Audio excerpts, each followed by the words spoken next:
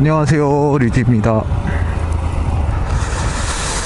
요즘에 날씨가 많이 추워져서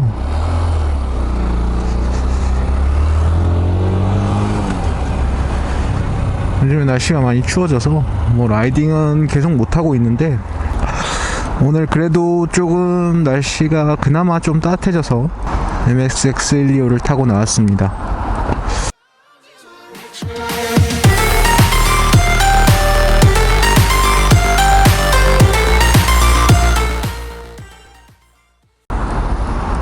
역시나 지금 한낮이라서, 일요일 오후거든요. 한낮이라서 지금은 날씨가 괜찮은데 좀 있으면 엄청 추워질 거기 때문에 오래 타진 못할 것 같아서, 제 영상 댓글들 보니까 이제 MSX12호를 소개한 영상에서 보니까 입문을 하거나 또는 125cc로 이제 입문을 막 하시려는 분들이 많이 보이더라고요. 그래서 오늘은 이 바이크 조작법, 수동 바이크를 처음 타실 때 수동 조작을 어떻게 하면 되는지 제 경험을 바탕으로 설명을 해드리도록 하겠습니다. 물론 유튜브에 보면 많은 이제 학습 영상들이나 뭐 이런 영상들이 나와 있는데, 그거보다 좀 이해하거나 하기가 쉽게 좀 말씀을 드리려고 합니다. 오늘 미세먼지가 너무 많은데, 제 바이크가 이제 한동안 시동을 안 걸다 보니까 시동이 배터리가 거의 나간 것 같아요. 그래서 지금 배터리를 당장 갈지는 않고, 이제 시즌 돼서 이제 봄이 되면 그때 배터리를 그냥 교체하려고 마음을 먹고 있습니다. 그래서 다행히 시동은 걸리긴 걸립니다. 근데 상태가 그닥 좋지 않다는 건 느껴져요. 댓글 보면 생각보다 대전 사시는 분들이 엄청 많더라고요. 그리고 제 집 주변에 사시는 분들도 되게 많으신 것 같은데, 반갑다는 댓글 남겨주셔서 다들 감사드리고요. 바이크로 입문하시면서 궁금하신 거나 있으면 언제든 어디든 제 채널이나 게시판이나 댓글이나 어디든 써주세요. 어지간한, 아마 지금 제 채널 영상 중에 댓글에 답글 안 한 영상이 없을 거예요. 그래서 성심성의껏 어지간한 질문들은 모두 제가 아는 한도 내에서는 답변을 드리고 있습니다. 일단 바이크 선택을 이제 입문을 하실 거면 많이 고민을 하실 텐데, 저번에도 한번 말씀드렸지만 입문은 일단 125cc로 먼저 해보시는 걸 추천드려요. 하고 나서는 600cc든 1리터든 그 다음에 어느 정도 크게 갈지는 전혀 저는 상관은 안 하는데, 바이크를 처음 타실 때 이제 바이크를 즐기는 생활이 얼마나 가능할지, 그리고 주변 환경이나 주변 시선들은 다 괜찮은지 체크를 할 수 있는 과정입니다. 그리고 혹여나 아내분이나 또는 가족분들한테 반대를 당해서 바이크를 되팔게 되더라도 125cc가 역시나 가장 손해가 적겠죠. 그래서 드리는 말씀입니다. 먼저 125cc로 만약에 해보겠다 하시면, 그 다음에는 생각해야 될 게 이제 어떤 기종으로 해보겠느냐 라는 건데, 장단점들이 다 있습니다. 물론 사실 유럽 계열 바이크들은 대형 바이크들이 주를 이루고 있어서, 아마 125cc로 입문하시기로 마음먹었으면 아마 일본 계열의 바이크들 오게 되실 거예요. 그리고 혼다나 스즈키, 가와사키 정도와 국산 모델을 많이 겨루게 되겠죠. 저한테 추천하라고 하신다면 수입이 있는 직장인이시면 일본 바이크가 좀 나을 것 같고요. 수입이 없으신 대학생 같은 경우엔 국산 바이크로 하시는 게 더 나을 것 같습니다. 결국엔 여유 때문에 그런 건데, 신뢰성과 내구성은 그래도 일본 바이크가 좀 더 낫다고 생각합니다.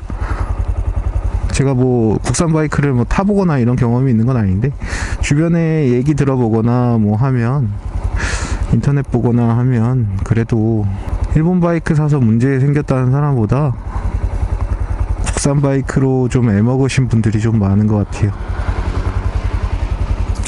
그래서 뭐 초기 구입 비용이 충분하신 직장인 같은 분들은, 그런 수입원이 있으신 분들은 그냥 조금 돈을 더 주더라도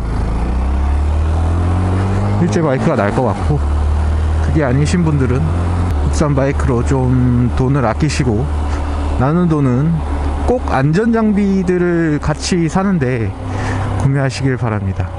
그런 거 안전장비 같은 거 꼭 같이 구매하셔야 돼요. 헬멧, 장갑, 자켓, 부츠, 이 정도는 꼭 구매하시길 바랍니다. 브랜드로 얘기하면 제가 혼다를 타고 있으니까 혼다를 추천드릴 수밖에 없어요. 여태까지 뭐 잔고장이 난 것도 하나도 없고, 지금 유지비 든 게 5일 간 거밖에 없어요. 뭐 제가 뭐 가끔 깔거나 해서 뭐 라이트 교환하거나 뭐 이 깜빡이 라이트 있잖아요, 이런 거 교환하거나 한 거는 제 잘못이니까. 그거 말고는 뭐, 그리고 뭐 그런 식으로 이제 교환할 때도 뭐 신속하게 잘 됐고 부품 수급 잘 됐고, 그래서 저는 혼다를 추천을 좀 드리고요. 물론 한국 혼다가 좀 비싸게 들어오는 경향이 없지 않다는 건 알고는 있는데, 뭐 선택지가 별로 없잖아요, 지금 125cc로 입문한다고 하면. 그래서 일단 기계 자체의 신뢰성이 괜찮기 때문에 혼다를 추천드립니다. 그거 말고 뭐 개인이 정비하는데 뭐 전혀 스스럼이 없고 고장나는 것처럼은 다 각오하고 있다라고 하면 국산 대림 쪽으로, 대림이나 뭐 효성 같은 쪽으로 가셔도 뭐 크게 문제는 없을 것 같아요. 네. 사실 300만원 정도에서 400만원 정도일 텐데, 그게 비싸면 비싼 돈인데 또 그렇게 또 직장인들한테 엄청 부담이 가는 돈이라고는 생각 안 하거든요. 차는 뭐 3천만원씩 하는데 뭐 10분의 1 가격이잖아요, 어떻게 보면. 그 정도는 좀 감수한다고 했을 때는 초기 비용이 좀 비싸더라도 일본 차량을 하는 게 더 낫다고 생각합니다. 여기는 이제 도안, 저쪽에 지금 보이시는 쪽이 도안 신도시 쪽이고요. 공공도로긴 한데 좀 차들이 없는 공공도로가 있습니다. 여기 조금 가볍게 주행을 연습하시고 싶으신 분들 나쁘진 않을 건데, 근데 오늘 좀 차들이 어쨌거나 좀 있는 편이네요. 장르, 바이크 장르에 대해서 말씀드려야죠. 출퇴근에 좀 용이하려면 바이크가 좀 작은 게 아무래도 큰 거보다 부담스럽지 않고 좋습니다. 그래서 MSX를 선택한 이유가 좀 있었고요. 그 생각은 지금도 마찬가지라서, 만약에 단거리 출퇴근용으로 정말 짧은 거리를 다니시는 분들은 작은 바이크가 좋고요. 조금 중거리 정도 되면은, 또는 투어에 비중이 많으시면 아무래도 125cc 중에서 좀 몸집이 크거나 또는 이제 차라리 250cc나 300cc 쿼터급으로 가시는 게 더 나을 거라고도 생각합니다. 유지비 차이는 좀 많이 날 거고요. 투어를 많이 이렇게 생각하시는 분들이라면 이 바이크에서 이런 식으로 이제 가방을 저처럼 달거나, 여튼 수납 공간이 좀 확보된 스쿠터 모델을 선택하시는 것도 나쁘지 않다고 생각해요. 저는 이 바이크를 탈 때 다 괜찮았는데, 컴팩트하고 좋아서 다 괜찮았는데, 역시나 이 수납 공간에 대한 필요가 좀 생기더라고요. 수납 공간이 좀 확보가 돼 있으면 확실히 편합니다. 특히나 마트에 간단한 걸 사러 갈 때 굉장히 좋거든요.